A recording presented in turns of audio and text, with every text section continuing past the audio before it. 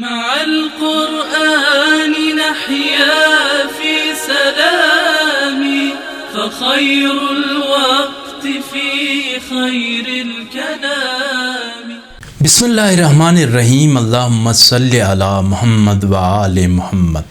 السلام علیکم ناظرین. قرآن پاک کے جس واقعے کا آج ہم نے انتخاب کیا ہے وہ حضرت یونس علیہ السلام کا واقعہ ہے.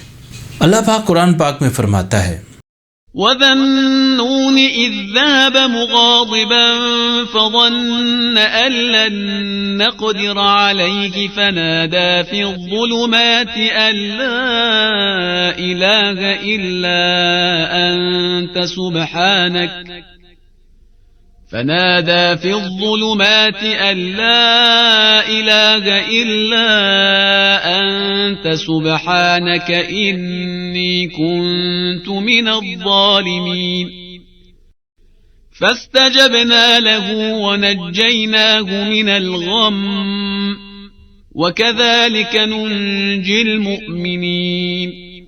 اس نے تہ بتہ تاریکیوں میں پکارا کہ تیرے سوا کوئی معبود نہیں ہے، تو پاک و منزہ ہے، میں ہی ظالموں میں سے تھا. ہم نے اس کی دعا قبول کر لی اور اسے غم و اندوہ سے نجات دی، اور ہم ایمان والوں کو اسی طرح سے نجات دیا کرتے ہیں. یونس متی کے فرزند ہیں. ذُنُّون یعنی مچھلی والا آپ کا لقب ہے، اور یہ لقب اس بنا پر ہے کہ ان کا واقعہ ایک مچھلی کے ساتھ تعلق رکھتا ہے. آپ ان مشہور پیغمبروں میں سے ہیں جو حضرت موسیٰ علیہ السلام اور حضرت ہارون علیہ السلام کے بعد اس دنیا میں آئے ہیں. بعض نے انہیں حضرت ہود علیہ السلام کی اولاد میں سے قرار دیا ہے، اور ان کی ماموریت قوم سمود کے جو باقی ماندہ لوگوں کی ہدایت کو قرار دیا ہے. ان کے ظہور کا مقام عراق کا ایک علاقہ ہے جہاں کا نام نینوا تھا. بعض نے ان کا ظہور 825 قبل مسیح لکھا ہے، اور اب بھی کوفہ کے نزدیک فرات کے کنارے یونس کے نام کی معروف قبر موجود ہے. یونس علیہ السلام نے بھی دیگر انبیاء کی طرح اپنے دعوت کی ابتدا توحید اور بت پرستی کے خلاف قیام سے شروع کی.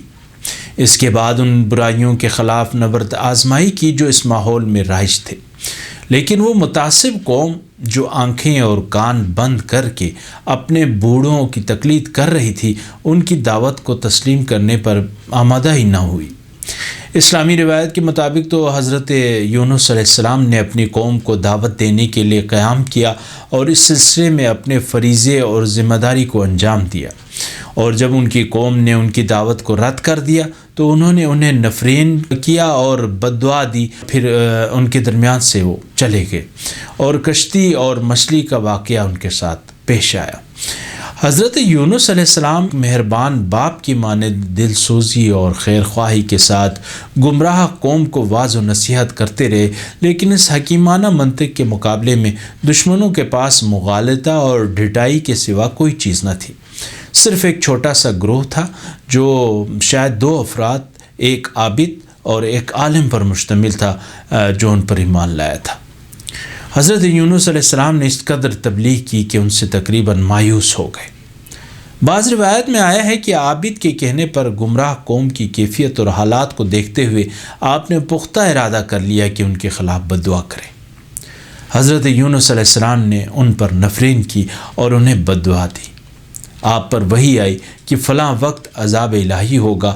جب عذاب کے وعدے کا وقت قریب آیا تو حضرت یونس علیہ السلام اس عابد کے ساتھ اس قوم کے درمیان سے اس بستی سے باہر چلے گئے، ایسی حالت میں کہ آپ نہایت غصے میں تھے، یہاں تک کہ دریا کے کنارے پر پہنچ گئے. وہاں لوگوں اور وزن سے بھری ہوئی ایک کشتی دیکھی. آپ نے ان سے خواہش کی کہ مجھے بھی اپنے ہمراہ لے چلیں. اسی واقعے کے طرف قرآن پاک اشارہ کرتے ہوئے فرماتا ہے، اس وقت کو یاد کرو جب اس نے وزن اور لوگوں سے بھری ہوئی کشتی کی طرف فرار کیا. قرآن میں ابق کا لفظ استعمال ہوا ہے اباق کے مادے سے. غلام کے اپنے آقا و مولا کے پاس سے بھاگ جانے کے معنی میں ہے. اس مقام پر یہ ایک عجیب و غریب تعبیر ہے.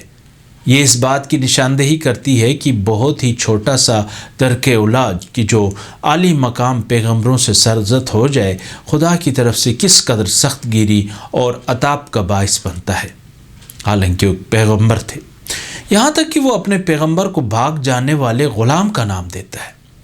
بہرحال یونس علیہ السلام کشتی پر سوار ہو گئے۔ روایت کے مطابق ایک بہت بڑی مچھلی نے کشتی کی راہ روک لی اور منہ کھول دیا، گویا وہ کچھ کھانے کو مانگ رہی ہو۔ کشتی میں بیٹھنے والوں نے کہا، معلوم ہوتا ہے کہ کوئی گناہ گار ہمارے درمیان میں ہے کہ جسے اس مچھلی کا لقمہ بننا چاہیے، اور قرآن اندازی سے کام لینے کے علاوہ اور کوئی چارہ نہیں ہے۔ اس موقع پر انہوں نے قرآ ڈالا تو قرآ حضرت یونس علیہ السلام کے نام نکل آئے۔ ایک روایت کے مطابق انہوں نے 3 مرتبہ قرآ ڈالا اور ہر دفعہ حضرت یونس علیہ السلام ہی کا نام نکلا۔ ناچار انہوں نے یونس علیہ السلام کو پکڑ کر اس بہت بڑی مچھلی کے منہ میں پھینک دیا، لیکن وہ خدا جو آگ کو پانی کے اندر اور شیشے کو پتھر کی آغوش میں محفوظ رکھتا ہے، اس نے اس عظیم جانور کو حکم تکوینی دیا کہ اس کے بندے یونس علیہ السلام کو معمولی سی تکلیف بھی نہ پہنچائے۔ حضرت یونس علیہ السلام کو ایک بے نظیر اور عجیب قید میں رہنا تھا تاکہ وہ اپنے ترک اولا کی طرف متوجہ ہوں اور اس کی تلافی کریں۔ ایک روایت میں اس طرح آیا ہے، خدا نے اس مچھلی کی طرف وحی کی کہ اس کی کوئی ہڈی نہ توڑنا اور اس کے کسی جوڑ کو نہ کاٹنا۔ یونس علیہ السلام بہت جلد ہی اصل قضیے کی طرف متوجہ ہو گئے۔ آپ نے پوری توجہ کے ساتھ بارگاہ خداوندی کی طرف رخ کیا اور آپ نے ترک اولا پر استغفار کی اور اس کی مقدس اور معروف بارگاہ سے عفو کا تقاضا کیا۔ میں نے اپنے اوپر ظلم کیا ہے اور تیری بارگاہ سے دور ہو گیا ہوں، اور تیرے عتاب و سرزنش میں جو میرے لیے جہنم سوزاں کی مانند ہے گرفتار ہو گیا ہوں۔ یہاں ظلمات کے کیا معنی ہیں؟ ممکن ہے کہ یہ تعبیر دریا اور پانی کی گہرائیوں کی تاریکی اور اس بہت بڑی مچھلی کے پیٹ کی تاریکی اور رات کی تاریکی کی طرف اشارہ ہو، اور ایک روایت کی جو امام محمد باقر علیہ السلام سے نقل ہوئی ہے وہ بھی اس کی تائید کرتی ہے۔ اس مخلصانہ اعتراف اور ندامت سے ملی ہوئی تسبیح نے اپنا کام کیا، اور جیسا کہ قرآن میں بیان ہوا ہے، اس مقام پر ایک نہایت پرمعنی اور معروف ذکر حضرت یونس علیہ السلام کی زبانی نقل ہوا ہے جو سورہ انبیاء کی آیت 87 میں آیا ہے، اور اہل عرفان کے درمیان ذکر یونسیہ کے نام سے مشہور ہے۔ فنادى في الظلمات ان لا الہ الا انت سبحانک انی کنت من الظالمین۔ اس نے تہ بتہ تاریکیوں میں پکارا کہ تیرے سوا کوئی معبود نہیں ہے، تو پاک و منزہ ہے، میں ہی ظالموں میں سے تھا۔ ہم نے اس کی دعا قبول کر لی اور اسے غم و اندوہ سے نجات دی، اور ہم ایمان والوں کو اسی طرح نجات دیا کرتے ہیں۔ اب دیکھیں قرآن اس سلسلے میں کیا فرماتا ہے۔ ارشاد پروردگار ہوا، اگر وہ تسبیح کرنے والوں میں سے نہ ہوتا تو یقیناً وہ قیامت کے دن تک مچھلی کے پیٹ میں ہی رہتا، اور یہ وقتی قید خانہ دائمی زندان میں بدل جاتا، اور وہ دائمی زندان اس کے لیے قبرستان میں بدل جاتا۔ وہ بہت بڑی مچھلی خشک و بے گیاہ ساحل کے نزدیک آئی اور حکم خدا سے اس لقمے کو جو اس سے زائد تھا باہر پھینک دیا۔ لیکن یہ بات واضح ہے کہ اس عجیب و غریب زندان نے یونس علیہ السلام کے جسم کی سلامتی کو درہم و برہم کر دیا تھا، لہٰذا وہ بیمار و ناتوان اس زندان سے آزاد ہوئے۔ مفسرین کی ایک جماعت نے لکھا ہے کہ وہ ایک نومولود ضعیف و ناتوان اور بے پر و بال پرندے کے بچے کی طرح مچھلی کے پیٹ سے باہر آئے، اس طرح سے کہ ان میں حرکت کرنے کی بھی طاقت نہیں تھی۔ پھر لطف الہی ان کے شامل حال ہوا، کیونکہ ان کا بدن بیمار اور خستہ حال اور ان کا جسم کمزور اور ناتواں تھا۔ ساحل کی دھوپ انہیں تکلیف پہنچاتی تھی، ان کے لیے ایک نرم و گداز اور لطیف قسم کے لباس کی بھی ضرورت تھی تاکہ ان کے بدن کو اس کے نیچے آرام حاصل ہو۔ اس مقام پر قرآن فرماتا ہے، ہم نے ایک کدو کی بیل اس کے اوپر اگا دی تاکہ وہ اس کے چوڑے اور مرطوب پتوں کے نیچے آرام کرے۔ کہتے ہیں کہ کدو کی بیل میں اس کے علاوہ کہ اس کے پتے چوڑے اور پانی سے پر ہوتے ہیں اور اس سے اچھا صائبان بنایا جا سکتا ہے، مکھی بھی اس کے پتوں پر نہیں بیٹھتی۔ اور یونس علیہ السلام کے بدن کی جلد مچھلی کے پیٹ میں رہنے کی وجہ سے اس قدر نازک اور حساس ہو گئی تھی کہ وہ اس پر حشرات کے بیٹھنے سے بھی انہیں تکلیف ہوتی تھی۔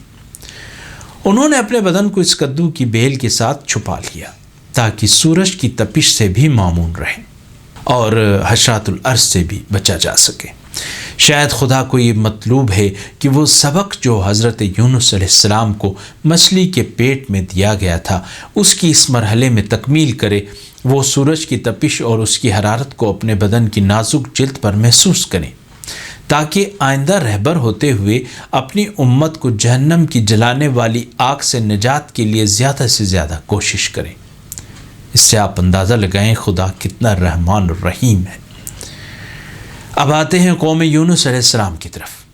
جب حضرت یونس علیہ السلام نے غیظ و غضب کی حالت میں اپنی قوم کو چھوڑ دیا اور خدا کی غضب کے آثار بھی اس پر ظاہر ہو گئے تو وہ لوگ شدت کے ساتھ لرز اٹھے۔ اب انہیں ہوش آیا، ایک عالم کہ جو ان کے درمیان رہتا تھا وہ اس کے گرد جمع ہو گئے اور اس کی رہبری اور ہدایت سے توبہ پر آمادہ ہو گئے۔ بعض روایت میں ہے کہ وہ سب مل کر بیابان کی طرف چل پڑے اور عورتوں اور بچوں نیز جانوروں اور ان کے بچوں کے درمیان جدائی ڈال دی، پھر گریہ وزاری میں مشغول ہو گئے اور نالہ و فریاد کی صدائیں بلند کی اور خلوص کے ساتھ اپنے گناہوں اور ان کوتاہیوں پر توبہ کی جو انہوں نے خدا کے پیغمبر حضرت یونس علیہ السلام کے ساتھ روا رکھی تھی۔ اس موقع پر عذاب کے پردے ہٹ گئے اور وہ حادثہ پہاڑوں پر جا گرا اور توبہ کرنے والے اہل ایمان نے لطف الہی کے باعث نجات پائی۔ حضرت یونس علیہ السلام اس ماجرے کے بعد جب اپنی قوم کے پاس آئے تاکہ دیکھیں کہ عذاب سے ان پر کیا گزری ہے، جب وہ آئے تو بہت متعجب ہوئے کہ گویا دنیا بدل گئی۔ وہ ان کی ہجرت کے وقت سب کے سب بت پرست تھے، لیکن اب وہ سب کے سب خدا پرست موحد بن گئے ہیں۔ قرآن اس موقع پر فرماتا ہے، ہم نے اسے 1,00,000 یا اس سے کچھ زیادہ افراد کی طرف بھیجا، وہ ایمان لے آئے اور ہم نے انہیں معین مدت تک دنیاوی نعمتوں اور زندگی سے بہرہ مند کیا۔ البتہ ان کا اجمالی ایمان اور توبہ تو پہلے ہو چکی تھی، لیکن خدا اور اس کے پیغمبر حضرت یونس علیہ السلام اور ان کی تعلیمات و احکامات پر تفصیلی ایمان صورت پذیر ہوا جب جناب یونس علیہ السلام ان کے درمیان پلٹ کر آئے۔ ناظرین، حضرت یونس علیہ السلام کا ماجرا بلا شبہ ایک اعجاز ہے، اور یہ پہلا اعجاز نہیں ہے جو ہمیں قرآن سے معلوم ہوا ہے۔ وہی خدا جس نے ابراہیم علیہ السلام کو آگ کے درمیان سالم رکھا اور موسیٰ علیہ السلام و بنی اسرائیل کو دریا کے وسط میں خشک راستے بنا کر غرق ہونے سے بچایا، اور نوح علیہ السلام کو ایک سادہ اور عام کشتی کے ذریعے اس عظیم اور وسیع طوفان سے نجات بخشی اور صحیح و سالم زمین پر اتارا، وہی خدا یہ قدرت بھی رکھتا ہے کہ اپنے مخصوص بندوں میں سے ایک بندے کو بہت بڑی مچھلی کے پیٹ میں صحیح و سالم رکھے۔ تو ناظرین، یہ تھا حضرت یونس علیہ السلام کا واقعہ۔ اس کے ساتھ ہی شبیر احمد شگری کو اجازت دیجیے۔ اللہ حافظ۔ القرآن نحيا في سلام فخير الوقت في خير الكلام